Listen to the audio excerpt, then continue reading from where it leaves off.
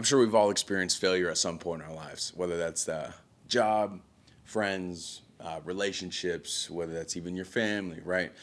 I'm sure we've all experienced it at some point in our lives.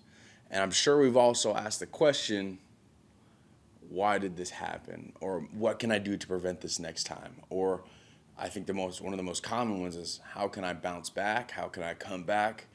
A variant of that question I'm sure you've asked yourself at some point.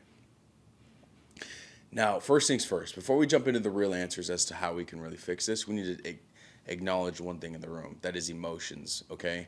So we are humans in general, we are an emotional race. We have these emotions that can affect our decisions, that make us act in a certain way that might not actually be true to our actual selves, but our emotions are so heightened. We have so much stuff going on in our brain that it can affect our actual decision.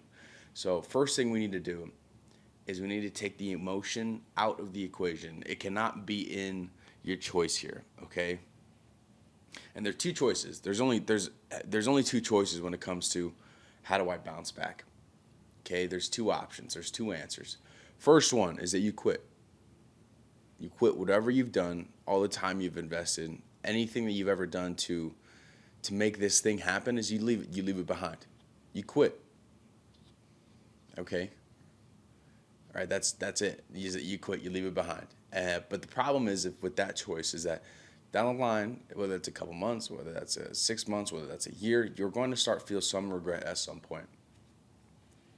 And what that regret is the what if. What if I didn't quit? That's what's gonna start to come in, is like, what is the what ifs, and that's the regret. But okay, let's say you take this choice, right? Let's say you decide to keep moving forward. Let's say you're like, okay, well, it happened.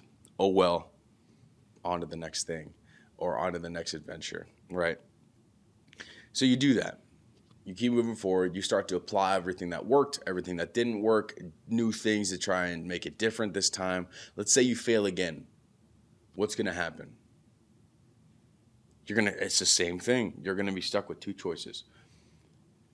Are you going to fail? You're going to fail, but are you going to quit? Are you going to give up? Or do you just do it again? But again, you're not starting with experience. You have even more experience underneath your belt.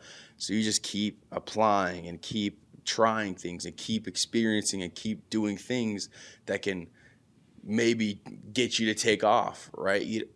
It's not like you're not starting fresh. Is it maybe you're trying to reset your audience? Yeah, can it be frustrating? 100%. But it's not going to be as frustrating as that regret that comes back later. So there's only two choices without emotions. And I think that's the biggest thing that we all struggle with, is emotions tend to make our decisions for us. We're emotional, so we don't think, we just act. And sometimes that's good, don't get me wrong. Sometimes that's good. Sometimes that's needed. But when you're trying to make a big decision for your life that can, really deter how your life is going to go, like you need to be logical.